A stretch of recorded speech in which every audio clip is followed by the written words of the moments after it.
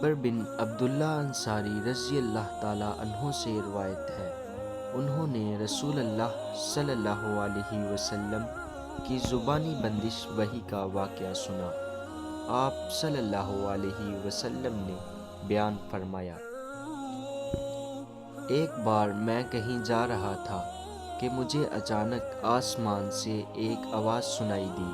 میں نے نگاہ اٹھائی تو دیکھا کہ وہی فرشتہ جو میرے پاس غار حرا میں آیا تھا، آسمان و زمین کے درمیان ایک کرسی پر بیٹھا ہوا ہے۔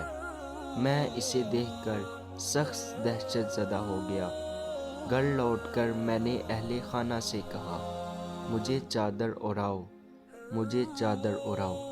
انہوں نے مجھے چادر اوڑھا دی۔ اس وقت اللہ تعالیٰ نے وحی نازل کی، اے لحاف میں لپٹنے والے، اٹھو اور خبردار کرو، اپنے رب کی بڑائی کا اعلان کرو اور اپنے کپڑے پاک رکھو اور گندگی سے دور رہو۔